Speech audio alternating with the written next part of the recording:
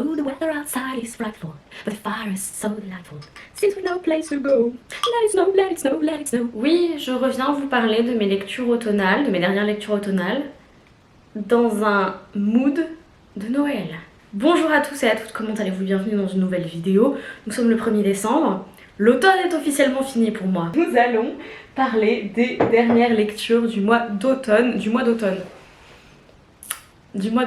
Un très long mois. Donc c'est parti. On va essayer d'y aller par ordre chronologique et on va commencer par A Lesson in Vengeance de Victoria Lee. C'est donc une histoire un peu Dark Academia, un peu gothique, assez intéressante, qui tourne autour du principe aussi, enfin de la notion des sorcières et tout ça. Bref, on va suivre les gens dont je n'ai déjà plus le nom. On va suivre majoritairement une jeune femme qui revient dans une espèce d'académie bien prestigieuse aux États-Unis. Toi-même tu sais, ils n'ont pas beaucoup d'étudiantes. C'est que pour les filles d'ailleurs, ouais. C'est assez privé, privilégié, élitiste, tout ce que tu veux. Je paye aussi une blinde pour habiter dans des bâtiments quasiment délabrés, mais tu sais, qui ont un peu ce côté ancien, tu vois. Et puis elle revient en cours après un an à ne pas y être allée parce que sa copine est décédée l'année, donc pas l'année précédente, l'année encore d'avant, et donc elle a pris une année sabbatique pour s'occuper de sa santé mentale parce qu'évidemment ça n'allait pas du tout. Voilà.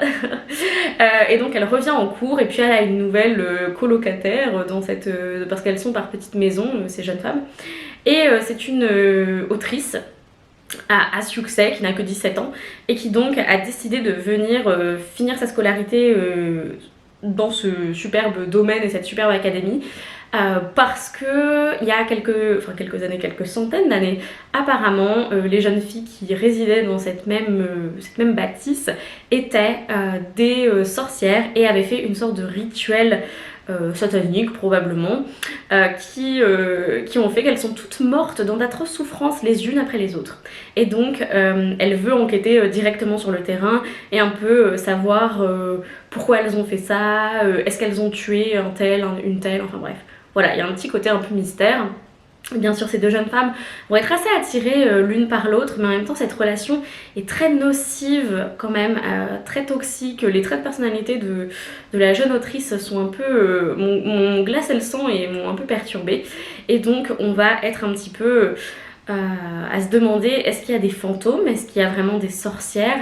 Est-ce que le fantôme de son ancienne copine est en train de la hanter? Et comment cette fameuse ex est décédée en fait, parce qu'au début on ne le sait pas, et peut-être qu'il y a une histoire de sorcellerie. Malheureusement pour moi, j'ai trouvé que c'était un petit peu téléphoné, que c'était un petit peu attendu.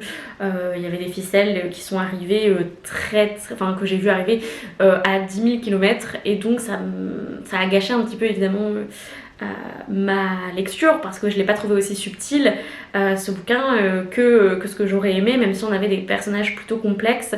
On a vite tourné en rond quand même, ça a été long à certains moments. Et puis voilà, en général, j'ai bien envie de vous le recommander quand même parce qu'on a cet univers un peu sorcellerie fantôme, Dark Academia avec un côté saphique puisqu'on va parler de relations entre jeunes femmes. Donc je trouve que c'est toujours un gros plus, très clairement.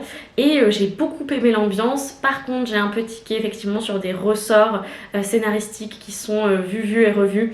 Donc si j'avais commencé par ça, je pense que j'aurais été bluffée et j'aurais absolument adoré ma lecture. N'ayant pas commencé par ça et connaissant un peu l'univers de la Dark Academia, c'était pas ma lecture de l'année, c'était pas une mauvaise lecture non plus, mais je vous la recommande quand même parce que c'était une lecture assez sympathique, somme toute. On va continuer avec une lecture que j'ai beaucoup plus appréciée, genre qui m'avait été offerte pour mon anniversaire par Marion de la chaîne Entre les Lignes, et c'est donc House of Hollow de Crystal Sutherland, oui, où on va suivre des jeunes femmes. Elles ont disparu pendant un mois entre le 31 décembre et le 31 janvier, ça existe, 30 janvier, damn, je ne connais pas mes mois de l'année. Et elles ont disparu en pleine rue un 31 décembre au soir, en pleine rue à Édimbourg, et elles sont réapparues un mois plus tard, toutes nues, frigorifiées, etc. dans ce même endroit, cette même rue, et apparemment rien ne leur était arrivé, tout va bien, enfin voilà, pas de soucis. Le seul problème c'est qu'elles sont revenues un petit peu différentes. Leurs cheveux qui étaient noirs se sont mis à blanchir, je crois, elles ont les cheveux tout blancs, leurs yeux ont changé de couleur aussi. Et leur père notamment au fur et à mesure a commencé à se demander si c'était bien elle qui était revenue en fait. Et donc on a ces personnages bien plus tard, je crois qu'on est 10 ans plus tard, et il y a une espèce de force étrange qui les poursuit, qui poursuit la plus jeune notamment, et qui va essayer de contacter ses deux sœurs aînées à qui elle n'a pas forcément parlé depuis des mois, des années, il y en a une notamment qui ne va pas être joignable, et donc on a aussi un petit peu ce mystère, ce côté un petit peu thriller aussi, parce que on a à nouveau une des sœurs qui a disparu, et on a cette nouvelle menace, une espèce de grand cerf, un peu un homme cornu qui les poursuit, qui fait quand même un peu grave flipper sa mère lui, et donc on a aussi ce côté fantasy fantastique avec des mythes et légendes très connus en Écosse, en Irlande et tout. C'est assez ancré, je vous en dis pas plus, mais je pense que vous pouvez peut-être potentiellement l'avoir deviné. Et on a une atmosphère très très sombre, assez gore quand même, que j'aime énormément et qui a une petite dimension horrifique, donc j'ai beaucoup aimé. Et House of Hollow, j'en ai un peu parlé en mode t'as lu ça machin, parce que franchement ça a été un petit coup de cœur, j'ai passé un très bon moment et je vous le recommande vraiment. Je crois qu'il est pas sorti en français, A Lesson in Vengeance non plus. Mais en tout cas, il était assez court, House of Hollow, pour sa part, et très très intéressant. Trigger warning, ouais, pour des trucs un petit peu gore. Moi je sais que je suis pas fan de tout ce qui est pourriture, etc. à l'extrême, décomposition, tout ça. Et il y a pas mal de scènes qui racontent, qui décrivent ça, et donc voilà, donc soyez prévenus, mais en tout cas j'ai grave kiffé ma lecture et ça prouve bien à quel point je suis un peu dérangée quand même. On passe au petit Stephen King de cette saison avec Running Man de Stephen King, du coup à la base Richard Bachman, et on a cette superbe couverture très très vintage avec marqué « Il court contre la mort ». Donc cette couverture me bute vraiment. C'est marqué la Rome antique avait ses gladiateurs, les États-Unis en cette année 2025, donc dans pas très longtemps, ont le Libertel, arme suprême du nouveau pouvoir, avec une émission vedette qui s'appelle La Grande Track. Et ce que j'ai beaucoup aimé dans ce bouquin, c'est qu'on va suivre du coup Ben Richards, qui est au chômage, dont la fille vient d'attraper la pneumonie. Ils n'ont aucun moyen de la soigner parce qu'ils sont dans une classe sociale assez inférieure, et donc à part, la mère, l'épouse de Ben Richards, essaye de se prostituer pour essayer de payer les médicaments de sa fille, mais ça n'est pas assez. Donc Ben Richards, un peu la mort dans l'âme, va s'inscrire à la Grande Track pour se faire traquer à mort. Enfin techniquement, s'il échappe au tracker pendant un mois complet, ensuite il le traque plus, mais ça n'est jamais arrivé, et plus tu tiens de jours dans cette grande track, et plus tu amasses des gains qui vont ensuite être reversés à ta famille. Donc je pense que vous pouvez comprendre le principe. Il y a pas mal d'hommes, souvent apparemment pauvres, qui se dévouent et vont littéralement à l'abattoir pour essayer de payer, je sais pas, les médicaments de leurs enfants, de leurs femmes, etc. Super fun, voilà, très très bonne ambiance. Et donc on va suivre ce fameux Ben Richards pendant sa grande track, du moment où il prend la décision jusqu'au moment où il s'inscrit, et puis tout son périple. Et pour être tout à fait honnête, je préfère Stephen King dans un registre plus horrifique. Mais c'est quoi ces oiseaux? Ils sont où? C'est ouf. La science-fiction, j'avais lu aussi Marche ou crève, que j'avais beaucoup aimé, mais qui utilisait un petit peu certains des mêmes ressorts que Running Man, avec cette idée aussi de classe sociale et puis d'exploitation pour le plaisir de l'audience, du grand public, etc. C'est des thèmes qu'on retrouve encore énormément, évidemment, dans celui-ci, mais je l'ai trouvé très très court, et peut-être trop court même. J'ai trouvé que ça se terminait vraiment assez vite, que ça aurait mérité d'être encore plus poussé, d'être approfondi. Donc il est vraiment pas mal, je me déconseille pas du tout et je l'ai relativement bien aimé, mais il m'a pas marqué non plus totalement. et j'aurais aimé en avoir plus, j'aurais aimé plus de profondeur, j'aurais aimé complexifier les personnages en fait. Parce que, bon, on est resté quand même un petit peu en surface, je trouve. Ensuite, j'ai lu le livre de la copine, de ma copine Caro Mélu, que vous connaissez, qui est active sur Instagram et qui fait le challenge Ben Barnes Reading Challenge avec moi. Et elle a sorti son nouveau livre qui est Sympathy for the Devil, qu'elle m'a gentiment signé. Voilà, dédicacé. Je n'avais plus le mot, au secours, que j'ai laissé en Normandie, donc je ne peux pas vous montrer l'exemplaire, mais vous aurez la couverture juste ici. Et dans Sympathy for the Devil, on va suivre Maël, qui est le prince des enfers. Excusez-moi. Non, mais voilà, Maël est un prince, enfin le prince des enfers, le fils de, c'est quoi son nom, Lucifer. Oh punaise, Lucifer et Lilith, du coup, qui est la compagne de Lucifer, la première femme d'Adam de base, si vous connaissez un petit peu la Bible. Et puis en fait, ce fameux Maël, ça fait déjà plusieurs années qu'il vit au milieu des humains parce que il y a cette jeune femme dont il est tombé éperdument amoureux. Enfin, c'est même pas qu'il est amoureux, c'est juste qu'il s'est, enfin, c'est son âme sœur, de ce que j'en ai compris. Il s'est connecté à son âme en fait, combien de temps, 25 ans plus tôt ou quelque chose comme ça. Et depuis, il ne vit que pour elle, mais ils se connaissent pas en fait. C'est le truc qui coince un petit peu, on en reparlera. Et en parallèle de ça, on a Lilith qui envoie un message à Maël pour lui dire que la guerre est déclarée et que voilà, on va un petit peu exterminer les humains parce qu'ils font beaucoup trop de mal à la planète et ils ont défoncé, littéralement détruit le jardin d'Éden et puis que enfin voilà, les humains font totalement n'importe quoi sur Terre, donc les démons vont sortir un petit peu de l'enfer pour remettre les pendules à l'heure, on va dire.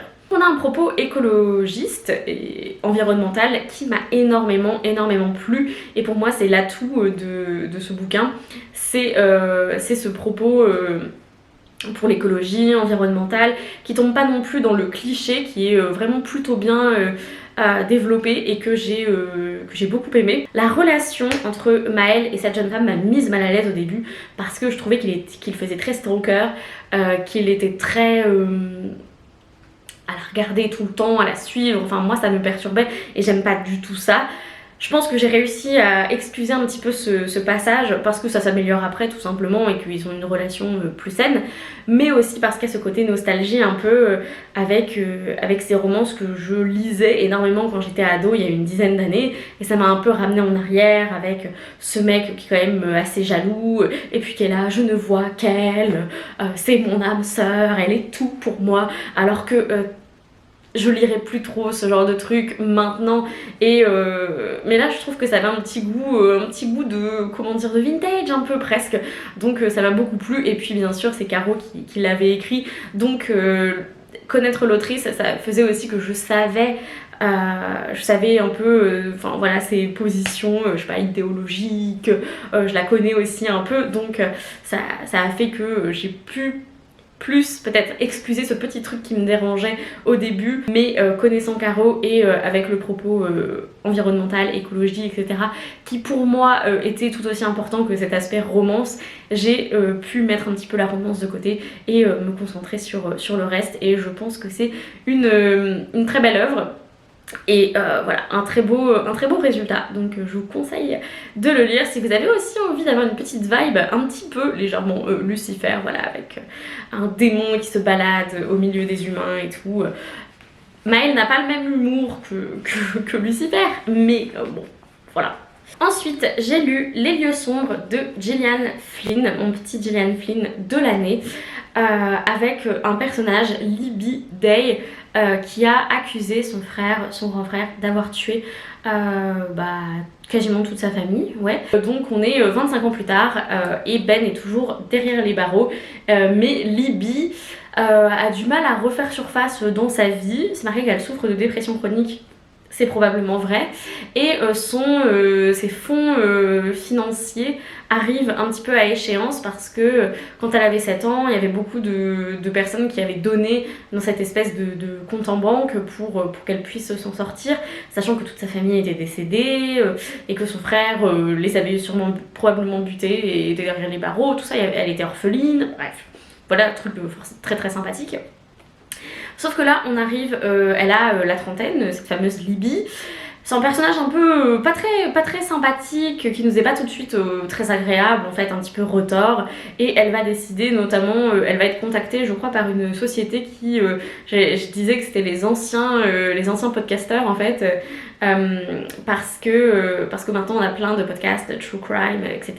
Et là, c'est une espèce de société très très chelou, perturbante, qui en fait enquête, réenquête et puis parle de tous ces meurtres absolument horribles, meurtres de masse, tout ça, et donc ils veulent l'interviewer, ils veulent lui parler, eux ils sont persuadés que Ben n'est pas coupable, et donc Libby, au fur et à mesure, va se laisser convaincre de retourner sur les lieux, d'essayer de fouiller un peu ce qui s'est vraiment passé, est-ce qu'elle a vraiment vu ce qu'elle pense avoir vu, parce qu'elle avait 7 ans, elle était traumatisée, tout ça.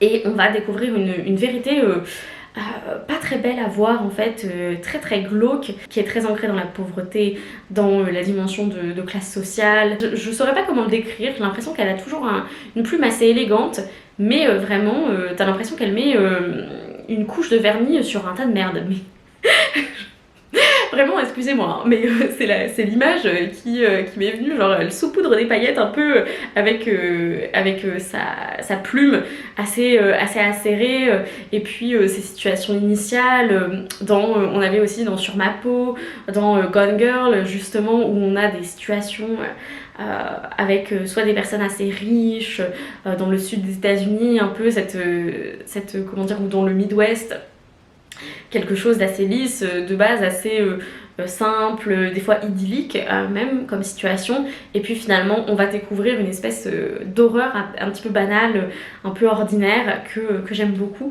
et ouais, j'adore Gillian Flynn. Pour l'instant j'ai aimé tout ce qu'elle a écrit.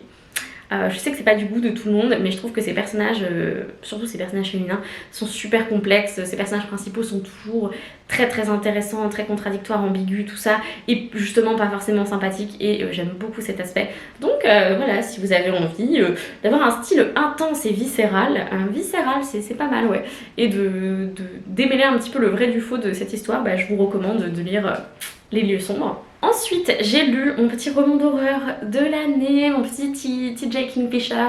J'ai lu The Twisted Ones, que j'avais qu'une hâte, c'était de le lire. Je l'ai trouvé, je crois, au mois d'avril ou un truc comme ça, et je me disais non, tu vas attendre l'automne parce que c'est parfait. L'année dernière, j'avais lu The Hollow Places, que j'ai absolument adoré, dont je me souviens encore un an plus tard, qui vraiment m'a énormément marqué, donc preuve que pour moi qu'il était vraiment super. Et donc je me suis dit que j'allais lire son précédent bouquin, qui est The Twisted Ones, où on va suivre une jeune femme qu'à la trentaine aussi, je crois, qui va devoir aller vider la maison de sa grand-mère qui vient de décéder. Elle n'était pas hyper proche de sa grand-mère, qui avait l'air d'être une personne assez bizarre, et cette jeune femme qui s'appelle Mars, elle va arriver dans cette maison en bordure de forêt, avec son chien pour sa compagnie. Bon, elle a quand même des voisins qui sont pas très très loin, mais c'est quand même un peu glauque, c'est un peu perdu dans la nature, le Midwest des États-Unis, toi-même tu sais. Elle se rend compte que sa grand-mère accumulait énormément de choses, et donc ça va lui prendre énormément de temps pour vider cette maison. Et elle trouve notamment l'espèce de journal intime de son grand-père par alliance, ouais, qui n'était pas son grand-père biologique, mais bon, voilà, et qui dit des choses vraiment très très étranges en parlant les Twisted Ones, en disant j'ai l'impression qu'on m'observe, j'ai l'impression qu'ils sont là, je me suis réveillée dans la forêt, je savais plus ce que je faisais là, je me suis endormie dans la forêt, là genre et donc elle se dit bah c'est bizarre quand même, c'est très bizarre. Et elle va faire une balade en forêt avec son chien derrière chez elle, avec une espèce de pierre qui est au début du chemin, machin, puis elle monte, puis elle se dit putain mais pourquoi on monte? Y a pas de montagne ici, enfin c'est une grosse colline quand même, j'avais pas l'impression que la colline était si grosse. Et elle arrive, elle se dit mais c'est impossible d'être ici géographiquement parlant, parce qu'elle est au sommet d'une espèce de montagne, ouais, d'énormes collines, alors que tout autour de chez sa grand-mère tout est plat, et donc elle essaye de trouver des solutions et tout, de dire attends mais peut-être que c'est ça, c'est un petit peu le même procédé que dans The Hollow Places, parce que dans The Hollow Places aussi elle marche dans un couloir et au bout d'un moment elle se dit mais c'est impossible que je marche dans un couloir parce que il n'y a pas de bâtiment derrière le bâtiment dans lequel je suis, c'est un parking, donc où est-ce que je suis? Et là on a un petit peu ce même principe en se disant mais c'est impossible d'être là où je suis en fait, techniquement. Et donc elle arrive dans cette espèce de cimetière de pierre qui sont des espèces de silhouettes sur la pierre, un peu gravées de ce que j'ai compris, et qui la regardent et...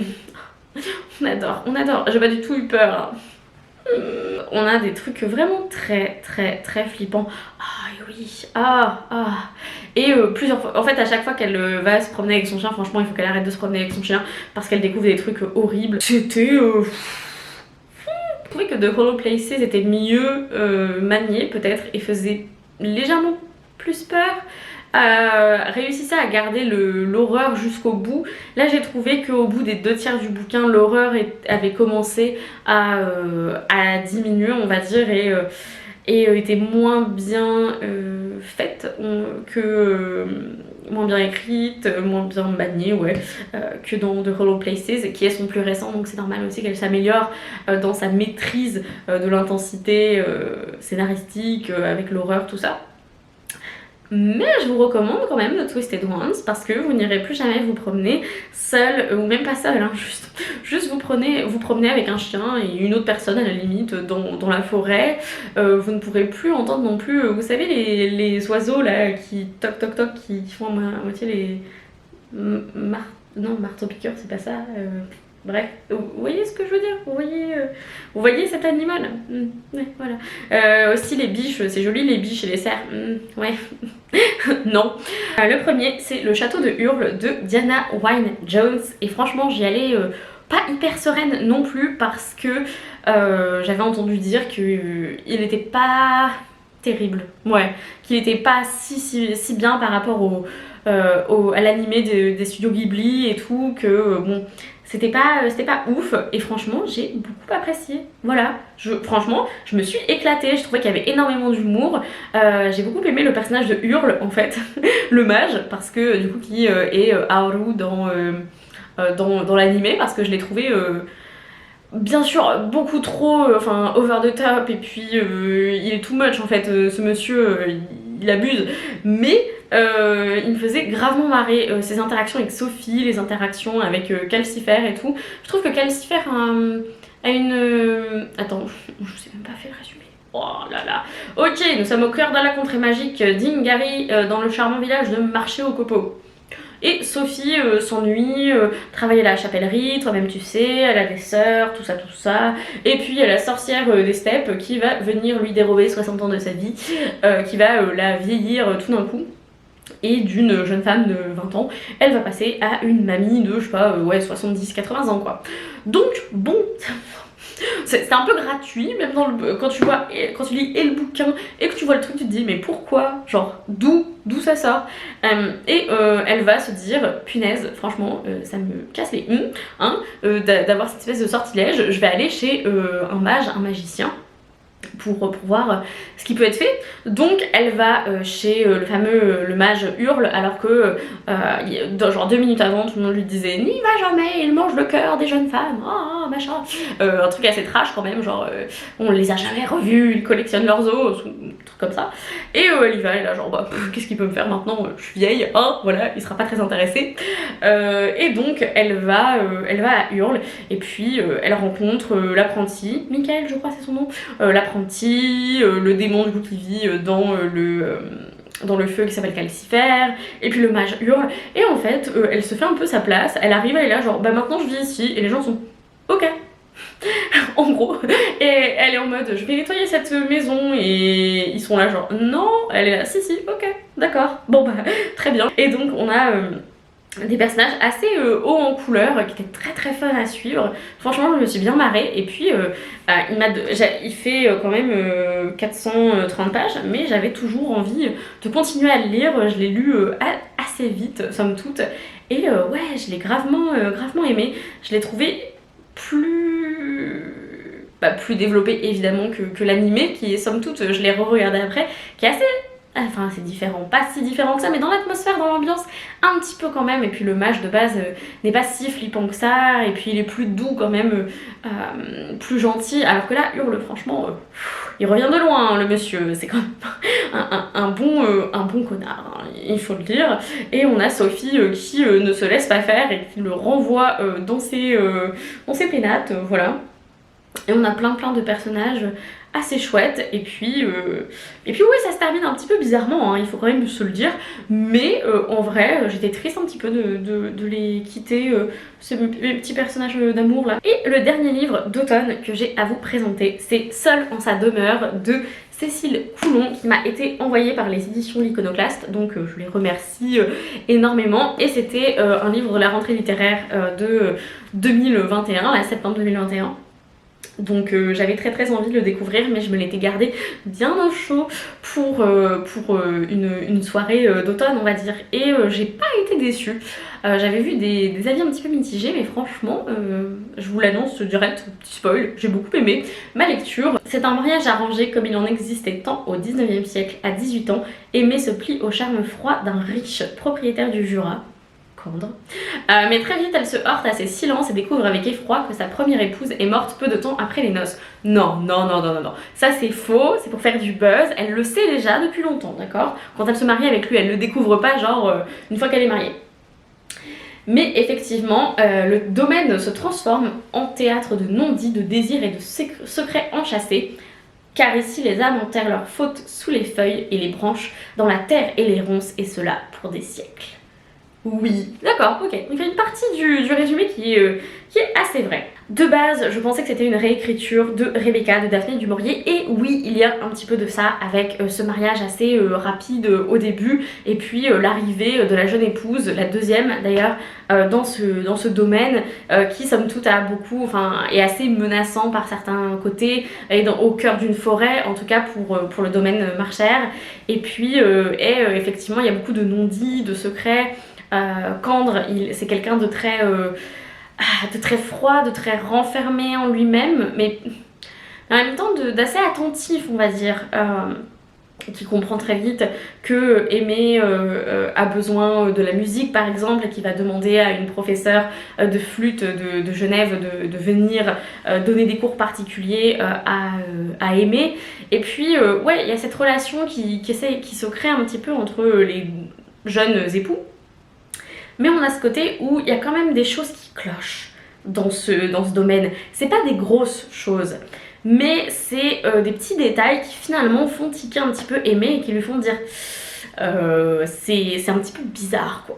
Et donc elle va demander notamment à son cousin de mener un petit peu l'enquête, et on est vaguement sur une réécriture de Rebecca de Daphné du Maurier, mais qui quand même, qui commence de la même manière, mais qui s'en écarte quand même au fur et à mesure. En tout cas moi j'ai pas trouvé que c'était du tout un copier-coller, et j'ai trouvé que c'était servi par la plume vraiment absolument magnifique de Cécile Coulon, qui est très évocatrice, très jolie, et qui dépeint quand même avec beaucoup de fluidité, de concision, cette histoire qui glace un petit peu le sang quand même si je trouve que ça aurait mérité qu'on appuie un petit peu plus sur le côté justement tout devient menaçant, les murs hantés, les cris des oiseaux dans la nuit, la servante en rien ou je sais pas quoi. Je trouve que on se reposait vachement sur le fait que les lectrices allaient connaître un petit peu les clés de ce genre d'histoire, et donc aller jump to the conclusions, aller en tirer des conclusions eux-mêmes, et du coup peut-être se faire prendre au piège ou pas quoi, dans le fait qu'on s'attend à certaines choses parce que justement on a lu du Daphné du Maurier, on sait un petit peu ce qui peut se passer potentiellement avec un synopsis comme ça.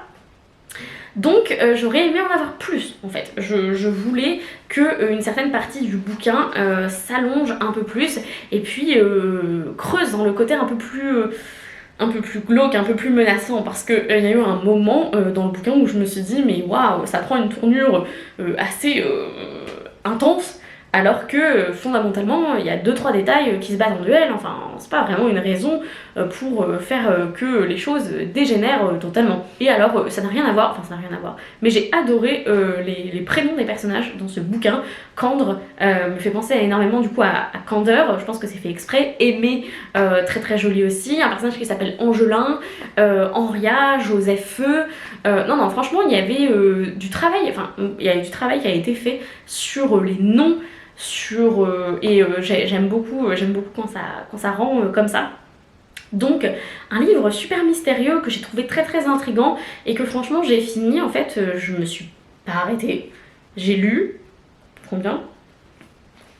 J'ai lu les 330 pages d'un coup, peut-être parce que je faisais une insomnie aussi, il faut se le dire, mais je n'ai pas pu lâcher le bouquin et je me suis dit que c'était vraiment très très bien exécuté, que c'était fichtrement bien foutu et je vous le recommande. Franchement, je vous le recommande, il était très très chouette. C'est tout pour cette vidéo sur mes dernières lectures d'automne. Mon dieu, mais qu'est-ce que je parle en fait, mais souvent l'automne, c'est une période où je garde bien précieusement certains livres pour pouvoir les lire à cette période-là et j'en attends beaucoup. Et souvent je les aime beaucoup aussi, hein, il faut se le dire, tout ce qui est ambiance Dark Academia, thriller, gore, horreur, c'est une ambiance que j'adore, donc évidemment toujours beaucoup de choses à en dire. J'ai fini le Pumpkin Autumn Challenge, je l'ai terminé tout juste au ras des fesses avec le château de Hurle que j'ai mis dans je sais plus quel, je l'ai fait rentrer un petit peu de force, genre. Donc je suis bien contente d'avoir fini le pack et maintenant nous passons au Cold Winter Challenge. Merci d'avoir regardé cette vidéo, dites-moi dans les commentaires si certains de ces livres vous tentent, si vous avez lu des bons livres cet automne, voilà, quelles ont été vos lectures automnales favorites. Et puis en attendant une prochaine vidéo, lisez bien, amusez-vous avec vos lectures, prenez soin de vous, buvez du thé de Noël et ciao.